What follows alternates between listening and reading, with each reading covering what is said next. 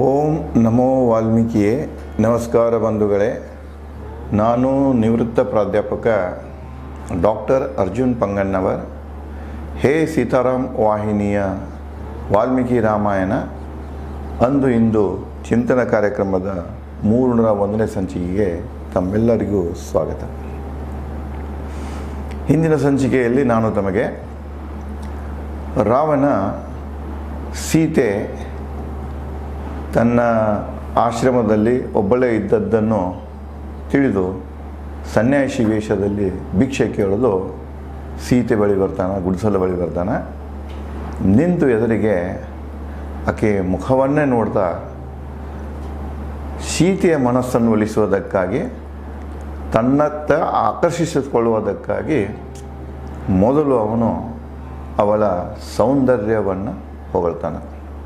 ಸಾಮಾನ್ಯವಾಗಿ ಯಾವುದೇ ಸ್ತ್ರೀಗೆ ಅವಳ ಸೌಂದರ್ಯದ ಬಗ್ಗೆ ಹೇಳಿದಾಗ ಮನಸ್ಸು ಉಲ್ಲಾಸಗೊಂಡು ಅವಳು ತನ್ನ ಮನಸ್ಸಿನ ಮೇಲೆ ನಿಯಂತ್ರಣವನ್ನು ಕಳ್ಕೊಳ್ತಾಳೆ. ಅದರ ಜೊತೆಗೆ ಇನ್ನೊಂದು ಉಪಯೋಗ ಮಾಡ್ತಾನೆ ಅವನು. ಅಂದರೆ ಆಕೆ ಏಕಾಂತದ ಒಬ್ಬಳೆ ಹೆಣ್ಣು, ಬಂಟಿ ಹೆಣ್ಣು ಇರ್ತದೆ. ಸೌಂದರ್ಯವನ್ನು ಹೊಗಳ್ತಾ ಆ ಹೊಗಳಿಕೆಯಲ್ಲಿ ಅವಳಲ್ಲಿ ಕಾಮ ಪ್ರಚೋದನೆ ಭಾವನೆ ಮೂಡುವಂತಹ ಶಬ್ದಗಳನ್ನು ಬಳಸ್ತಾನೆ. ಅವಳ ಅಂಗಾಂಗಗಳನ್ನು ವಿವರಿಸುವ ಕಾಲಕ್ಕೆ ಅವಳಲ್ಲಿ ಕಾಮ ಪ್ರಚೋದನೆ ಭಾವನೆಗಳು ಮೂಡಲನ್ನೋ ಉದ್ದೇಶದಿಂದ ಅಂಥ ಶಬ್ದಗಳನ್ನು ಬಳಸಿರ್ತಾನೆ. ಬಳಸ್ತಾ ಕೊನೆಗೆ ಏನಂತಾನಂದರೆ, ಇಂಥ ಸುಂದರ ಸ್ತ್ರೀ ರಾಕ್ಷಸರಿರುವಂಥ ಅರಣ್ಯದಲ್ಲಿ ಇರೋ ಹಾಗಿಲ್ಲ, ನಿನಗೆ ಅರಮನೆಯ ವೈಭವ ಸೌಕರ್ಯ ಸೌಲಭ್ಯಗಳು ಬೇಕೋ ಅದನ್ನು ಕೊಡುವಂತಹ ಗಂಡಸು ಮಾತ್ರ ನಿನಗೆ ಪತಿಯಾಗಲು ಯೋಗ್ಯ.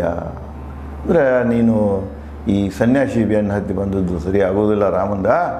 ಇದು ನಿನಗೆ ಬೇಕಾದಂತಹ ನಿನ್ನ ಒಂದು ಸೌಂದರ್ಯದ ಯೋಗ್ಯತೆಗೆ, ನಿನ್ನ ಒಂದು ಸ್ಟೇಟಸ್ ಯೋಗ್ಯತೆಗೆ ನಿನಗೆ ಬೇಕಾದಂತಹ ಎಲ್ಲ ಸೌಲಭ್ಯ ಸೌಕರ್ಯಗಳನ್ನು ಒದಗಿಸುವ ಯೋಗ್ಯತೆ ನನ್ನಲ್ಲಿದೆ, ಅದಕ್ಕೆ ನೀನು ನನ್ನ ಕಡೆಗೆ ಬಂದು ಬಿಡು ಅನ್ನುವಂಥ ಮಾತುಗಳನ್ನು ಇಂಡೈರೆಕ್ಟಾಗಿ ರಾವಣ ಹೇಳ್ತಾ, ಅದನ್ನೇ ಮತ್ತು ವಾಲ್ಮೀಕಿಯವರು ಅವನ ಸಂವಾದವನ್ನು ಹೀಗೆ ಮುಂದುವರಿಸ್ತಾರೆ.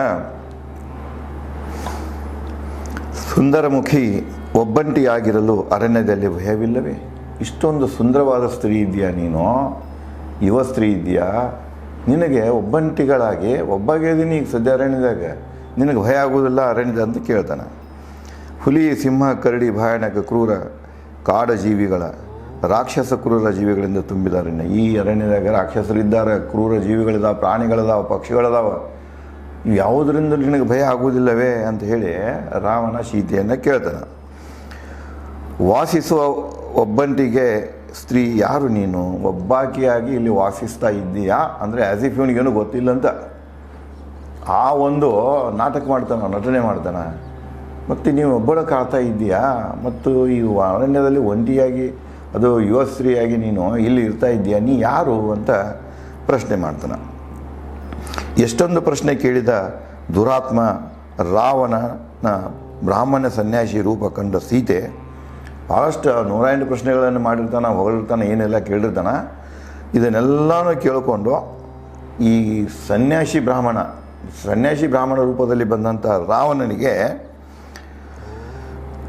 ಆ ಬ್ರಾಹ್ಮಣ ಕಂಡು, ಸನ್ಯಾಸಿ ವೇಷದ ಬ್ರಾಹ್ಮಣನ ಕಂಡು ಸಹಜವಾಗಿ ಅವಳು ಏನು ಮಾಡ್ತಾಳೆ ಅಂದ್ರೆ, ಅವನು ಕೇಳುವಂಥ ಪ್ರಶ್ನೆಗಳ ಹತ್ರ ಹಾಕಿದ ಲಕ್ಷ ಇದ್ದಿದ್ದಿಲ್ಲ ಹಾಕಿದ.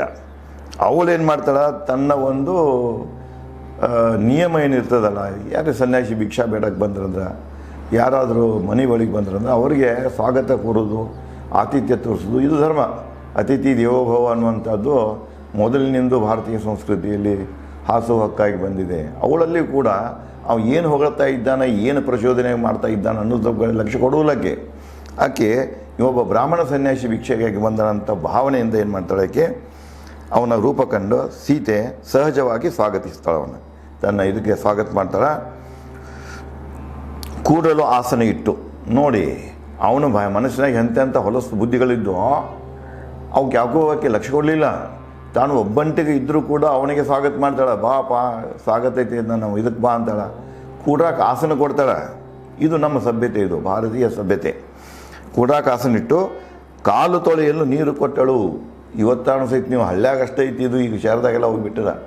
ಯಾರಾದರೂ ಬಂದ ತಕ್ಷಣ ಮೊದಲು ಏನು ಮಾಡ್ತಿದ್ರು, ಕೈಕಾಲು ತೊಳ್ಕೊಂಡು ನೀರು ಕೊಡ್ತಿದ್ರು, ಕೊಂಡಾಕ ಆಸನ ಕೊಡ್ತಿದ್ರು, ಸ್ವಲ್ಪ ಬೆಲ್ಲ ಕೊಟ್ಟು ತಣ್ಣೀರು ಕುಡಿಸ್ತಿದ್ರು, ಮಜ್ಜಿಗೆ ಅದು ಇದ್ರೆ ಕೊಟ್ಟು ಅತಿಥಿಯನ್ನು ಸ್ವಾಗತ ಮಾಡುವ ಈ ಪರಂಪರೆ ಏನಿದೆಯಲ್ಲ, ಈ ಕಲ್ಚರ್ ಏನಿದೆಯಲ್ಲ, ಈ ಸಭ್ಯತೆ ಏನಿದೆ, ಇದು ಭಾರತೀಯ ಸನಾತನ ಸಭ್ಯತೆ. ಇದು ಎಂದೂ ಬದಲಾಗದ ಸಭ್ಯತೆಗೆ ನಾವು ಸನಾತನ ಸಭ್ಯತೆ ಅಂತ ಕರಿತೇವೆ. ಸನಾತನ ಪರಂಪರೆ ಇದು, ಸನಾತನ ಧರ್ಮ ಇದು. ಸನಾತನ ಧರ್ಮದ ಅರ್ಥ ಅಂದರೆ ಎಂದೂ ಯಾವ ಕಾಲಕ್ಕೂ ಯಾವ ಹೊಡೆತಕ್ಕೂ ಬದಲಾಗದೆ ತನ್ನ ಮೌಲ್ಯಗಳನ್ನು ಕಾಪಾಡಿಕೊಂಡು ಬಂದಂತಹ ಸಭ್ಯತೆ, ಸಂಸ್ಕೃತಿ ಭಾರತೀಯದಾಗಿದೆ. ಅದಕ್ಕೆ ಭಾರತೀಯ ಸಂಸ್ಕೃತಿ ಜಗತ್ತಿನಲ್ಲಿ ಶ್ರೇಷ್ಠ ಸಂಸ್ಕೃತಿ ಅಂತೇಳಿ ಭಾಳಷ್ಟು ಅಧ್ಯಯನಕಾರ ಹೇಳ್ತಾರೆ. ಮುಂದುವರೆದಾಕೆ ಏನು ಮಾಡ್ತಾರೆ, ವನ್ಯ ಉತ್ಪನ್ನಗಳ ಭಿಕ್ಷೆ ಪಡೆ ಎಂದು ಸನ್ಯಾಸಿಯಲ್ಲಿ ಕೊಡು. ತನ್ನ ದುಸಲಾಗಿ ಏನು ವನ್ಯ ಉತ್ಪನ್ನ ಇದ್ದಲ್ಲ, ಗುಡದಿಂದ ಏನು ಅನ್ನ ಹಂಪಲ ಗಡ್ಡೆ ಗೆಣಸು ಏನು ತಮಗೆ ಊಟಕ್ಕಾಗಿ ಇಟ್ಕೊಂಡಿದ್ದಾಳ, ಅದರಾಗೇನ ತೊಗೊಂಡು ಬಂದು ಬ್ರಾಹ್ಮಣ ಸನ್ಯಾಸಿ ಹೇಳ್ತಾಳೆ, ಇದು ನೀನು ಪಡಿಪ ಭಿಕ್ಷೆಯನ್ನು ಅಂತ ಹೇಳಿ ಹೇಳ್ತಾಳೆ. ಕೋರಿದಳು.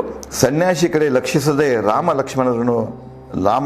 ಲಕ್ಷ್ಮಣರು ಬರುವುದನ್ನು ಲಕ್ಷಿಸುತ್ತಾ ಅರಣ್ಯ ಕಡೆ ನೋಡುತ್ತಿದ್ದಳು. ಆಕೆ ಲಕ್ಷ್ಯ ಅವನ ಕಡೆ ಇರಾಕಿಲ್ಲ, ತಂದ ಭಿಕ್ಷಾನ ನೀಡ್ತಾಳ, ಇಷ್ಟು ಸ್ವಾಗತ ಕೋರ್ತಾಳ. ಆದರೂ ಆಕೆಗೆ ಮನಸ್ಸೆಲ್ಲ ಯಾಕೆ ಕಡೆ ಇತ್ತಂದ್ರೆ, ರಾಮ ಲಕ್ಷ್ಮಣ ಯಾವ ಅರಣ್ಯ ಕಡೆ ಹೋಗಿದ್ರಲ್ಲ ಅವರು ಬರುವಿಕೆಯನ್ನೇ ಅವಳ ಮನಸ್ಸು ಕಾಯ್ತಾಯಿತ್ತು. ಆ ಕಡೆ ಅರಣ್ಯ ಕಡೆನೇ ಅವಳದು ಲಕ್ಷ್ಯ ಇತ್ತು. ಬ್ರಾಹ್ಮಣ ಸನ್ಯಾಸಿಗೆ ಉತ್ತರಿಸುವುದು ಸರಿ ಎಂದು ಸೀತೆ ಸನ್ಯಾಸಿ ರೂಪಿ ರಾವನಿಗೆ ನುಡಿದಳು. ಇವು 108 ಪ್ರಶ್ನೆ ಕೇಳಾಕತ್ತಾನ, ಮತ್ತು ಇವನಿಗೆ ಪ್ರಶ್ನೆಗೆ ಉತ್ತರ ಕೊಡದೆ ಹೋದರೆ ತಪ್ಪಾಗ್ತಿದೆ. ಇವೊಬ್ಬ ಬ್ರಾಹ್ಮಣ ಸನ್ಯಾಸಿ ಇದ್ದಾನ, ಆಯಿತು ಅವನು ಕೇಳುವಂಥ ಪ್ರಶ್ನೆಗಳಿಗೆ ನಾನು ಉತ್ತರಿಸಬೇಕಂತೇಳಿ ಸೀತೆ ರಾವನಿಗೆ ನುಡಿತಾಳೆ. ಜನಕರಾಜನ ಮಗಳು, ನೀ ಯಾರಂತ ಕೇಳಿರ್ತಾನಲ್ಲ ತನ್ನ ಹೆಸರು ಹೇಳ್ತಾನೆ. ಯಾರಂದ್ರೆ, ನಾನು ರಾಜ ಜನಕನ ಮಗಳು, ಜನಕರಾಜನ ಮಗಳು, ರಾಮನ ಪತ್ನಿ ನಾನು ಸೀತೆ. ಜನಕರಾಜನ ಮಗಳು, ರಾಮನ ಹೆಂಡತಿ, ನನ್ನ ಹೆಸರು ಸೀತೆ. ಅನುಭವಿಸಿದ ಎಲ್ಲ ವೈಭವಗಳನ್ನು 13 ವರ್ಷ ವೈದೇಹದಲ್ಲಿ, 12 ಮಾಸ ಅಯೋಧ್ಯದಲ್ಲಿ. ನೋಡಿ, ಅಲ್ಲಿ ವಾಲ್ಮೀಕಿಯವರು ಅವ್ರ ವಯಸ್ಸಿನ ಬಗ್ಗೆ, ಕಾಲ ಎಷ್ಟೆಷ್ಟು ಅವಧಿ ಬಗ್ಗೆ ಅಗದಿ ಕರಾರುವಕ್ಕಾಗಿ ಹೇಳ್ತಾರೆ. ಅವಳು ಹೇಳ್ತಾಳೆ 13 ವರ್ಷ ನಾನು ವೈದೇಹದಲ್ಲಿ, ಅಂದರೆ ಜನಕಪುರಿಯಲ್ಲಿ ಕಳೆದೇನೆ. ನಮ್ಮ ತಂದೆಯ ರಾಜ್ಯದಲ್ಲಿ ಅರಮನೆಯಲ್ಲಿ 13 ವರ್ಷ ಕಳೆದೇನೆ. ಅಂದರೆ 13 ವರ್ಷ ತುಂಬುವಾದಾಗ ಈಕಿದು ರಾಮನ ಜೊತೆಗೆ ವಿವಾಹವಾಯಿತು. ಅಂದರೆ ಸೀತೆಯ ವಿವಾಹ 13ನೇ ವರ್ಷಕ್ಕಾದಂಗೆ.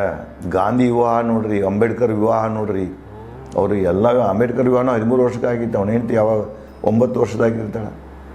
ಗಾಂಧಿದು ಹಾಗೆ. ಇವೆಲ್ಲ ನಮ್ಮಲ್ಲಿ ಒಂದು ಪರಂಪರೆ ಇತ್ತದು. ಹೆಣ್ಮಕ್ಳು ಋತುವತಿ ಆದ ತಕ್ಷಣ 1-2 ವರ್ಷದಾಗಂದ್ರೆ ಮದುವೆ ಮಾಡಿಬಿಡ್ತಿದ್ರು. ಅವ್ರ ಆಲೋಚನೆ ಪ್ರಕಾರ ಇತ್ತದು. ಇವತ್ತೇನಾಗಿದೆ ಅಂದರೆ, ಕಾನೂನು ಪ್ರಕಾರ ಅವರಲ್ಲಿ ಒಂದು ಆರೋಗ್ಯ ಚೆನ್ನಾಗಿರಬೇಕು ಮತ್ತು ಒಂದು ಸದೃಢ ಅನುಭವನೂ ಬಂದಿರಬೇಕು. ಅವ್ರ ಮಕ್ಕಳುಗಳನ್ನು ಹೇರಿ ಜೋಪಾನ ಮಾಡುವಂಥದ್ದು ಮಾನಸಿಕ ಸ್ಥಿತಿನೂ ಧೈರ್ಯನೂ ಬಂದಿರಬೇಕು. ಇವನ್ನೆಲ್ಲ ನೋಡ್ಕೊಂಡು ಇವತ್ತು ಸರ್ಕಾರ ಇದನ್ನು ಹೆಣ್ಣಿನ ಮದುವೆ 21 ಮಾಡಿದೆ.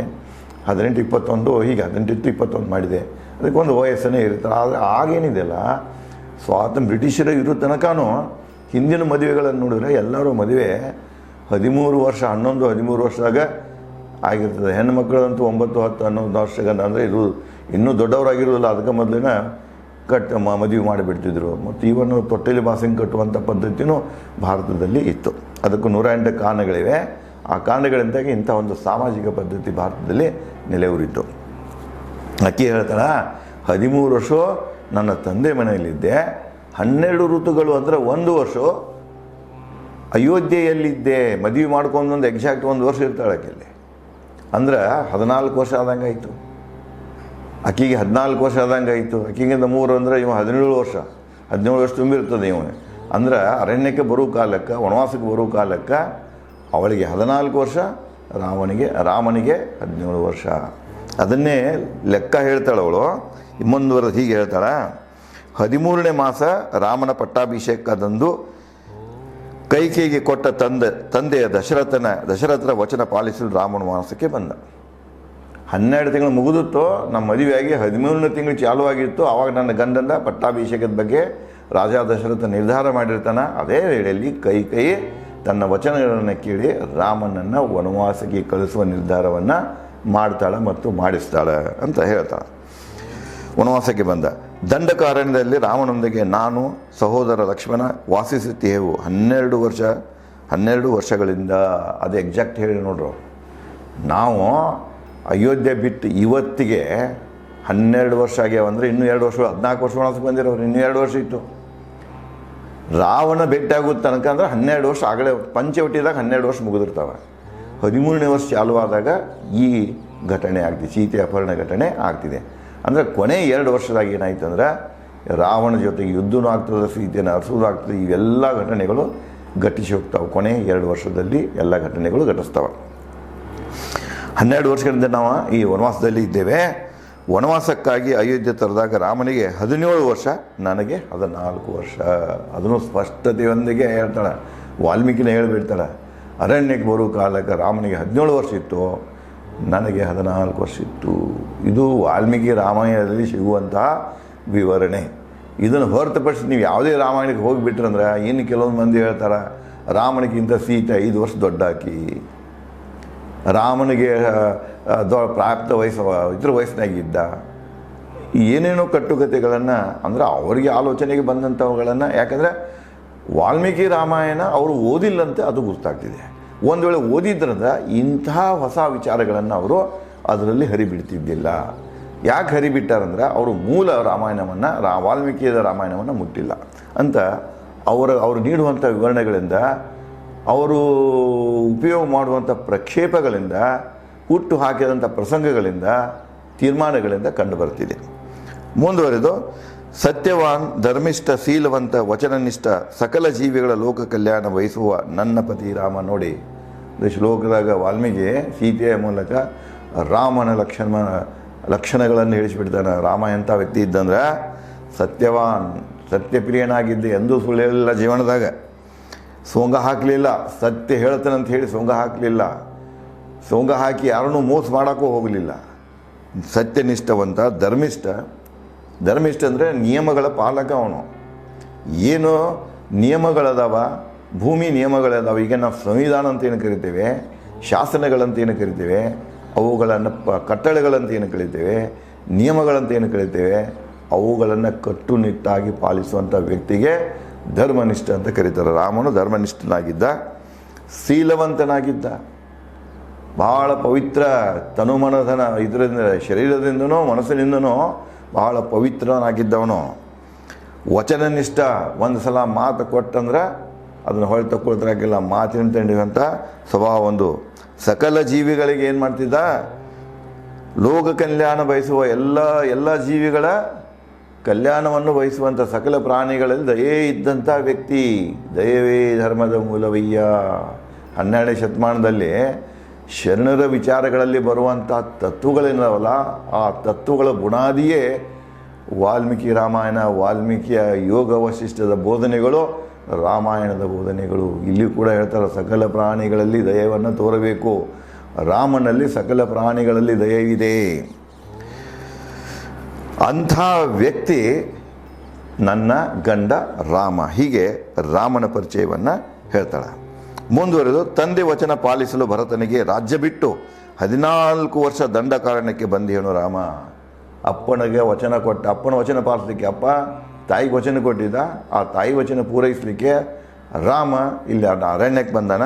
ಅರಣ್ಯಕ್ಕೆ ಬರೋ ಕಾಲಕ್ಕೆ ತನಗೆ ಒಲಿದಂತಹ ದೈವ ಒಂದಿತ್ತದು. ಚಲಬೇಕು ಶರಣಂಗಿ ಪರದೈವನೊಲ್ಲೆಂಬ, ಇಲ್ಲಿ ಹೇಳ್ತಾರೆ ರಾಮನ ದೈವ ಅದು ಪಟ್ಟಾಭಿಷೇಕ.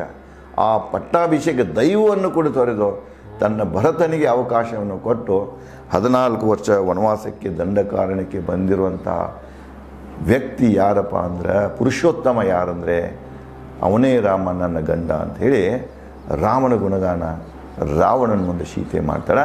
ಇನ್ನು ಮುಂದುವರೆದು ಮತ್ತಾವ ವಿವರಣೆಯನ್ನು ಸೀತೆ ರಾವಣನಿಗೆ ನೀಡ್ತಾಳೆ, ಮತ್ತೇನು ಅಲ್ಲಿ ಘಟಿಸ್ತಿದೆ ಅನ್ನೋದನ್ನು ನಾನು ತಮಗೆ ಮುಂದಿನ ಸಂಚಿಕೆಯಲ್ಲಿ ಹಂಚಿಕೊಳ್ಳುತ್ತೇನೆ. ಧನ್ಯವಾದಗಳು.